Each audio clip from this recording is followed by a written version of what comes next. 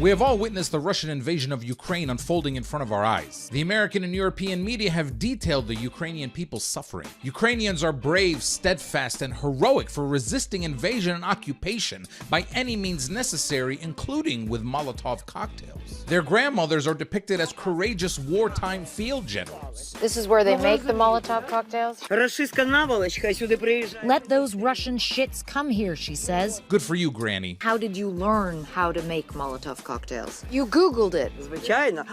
Of course, she says. Wait, white people are not to Google how to make a Molotov cocktail? That's awesome. Oh, and unlike us Arabs, these Ukrainians are blonde-haired, blue-eyed, and civilized. But this isn't a place, with all due respect, like Iraq or Afghanistan. This is a relatively civilized... Now, the hypocrisy, duplicity, deceit, and whiteness of it all is just too much to respond to with any level of politeness. But I'm going to try to address it all with civility, courtesy, and respect.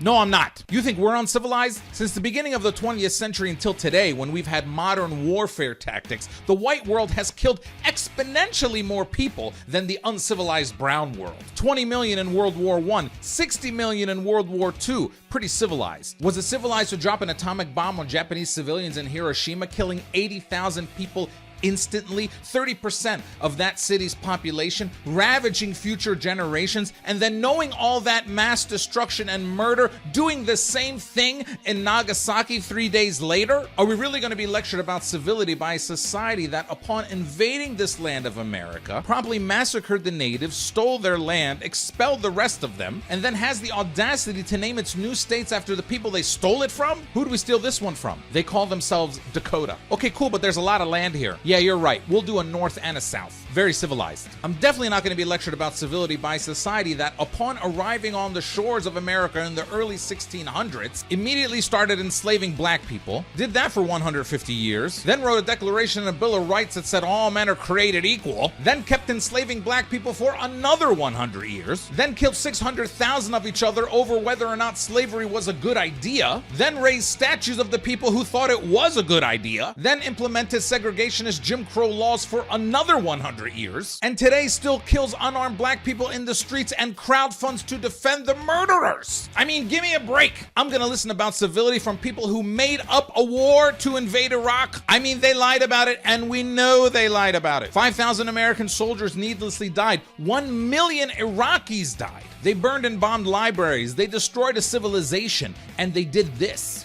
Who in the Lord's name does Putin think gives him the right? Maybe he thinks he's you. President Bush has stated his determination to remove Saddam from power. In the view of many in Congress, they share that view, and I am among them. And I would vote that way again today. It was a right vote then, and it'd be a correct vote today. Is it civilized to continue to support and supply the bombing of Yemen's children and civilians, which has killed close to 400,000 people, despite a broken promise to end that inhumane policy? Let me tell you a few things about us uncivilized Arabs. Modern surgery and anesthesia were introduced to the world 1,000 years ago by an Arab doctor. His name was Az-Zahrawi. Many engineering mechanisms, including the crankshaft, were invented over 800 years ago by an Arab inventor and engineer. His name was Al-Jazari. The first university in the world was established in Morocco over 1,200 years ago by an Arab philanthropist. Her name was Fatima Al-Fihriya. Algebra came from us too. I mean, I know most Americans don't know how to do algebra. It was introduced to the world 1,200 years ago by a Muslim mathematician in Baghdad, a man named Muhammad ibn Musa al-Khwarizmi. In fact, there's still an Iraqi family named Al-Jabri, like algebra, like they invented the shit. Meanwhile, in civilized America, we have a game show called Are You Smarter Than a Fifth Grader that nobody can win. There have been 250 contestants on Are You Smarter Than a Fifth Grader, okay? 2 winners, just 2. One's a school superintendent, so she already knows the questions that are on the show. The other is a Nobel Prize winner in physics. These are apparently the only 2 American adults that are smarter than a 5th grader. In America, if you're smarter than a 5th grader, you win $1 million.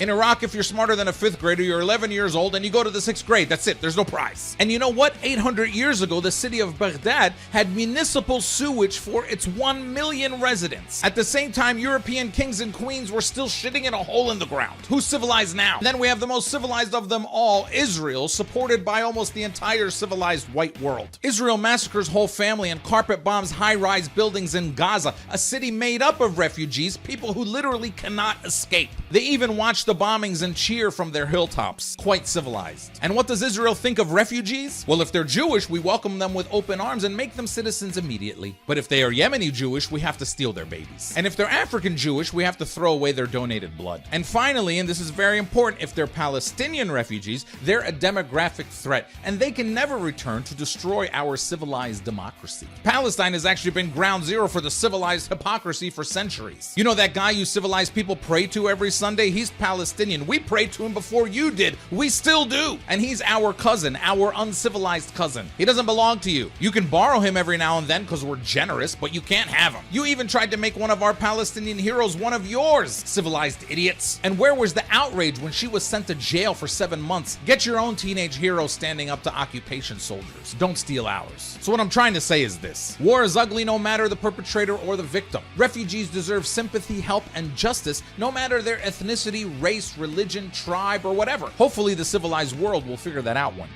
So I look forward to an epic news story about an Arab grandmother supplying her neighborhood with homemade weapons to defend her homeland. Until then, I wish justice for every Ukrainian refugee of today and every other refugee of yesterday. And to the European and American civilized media and leaders around the world, you're welcome for the algebra, anesthesia, crankshafts, and universities. But as far as your racism and double standards go, I just want to say in the most civilized manner I can muster, f*** off. Thanks for watching.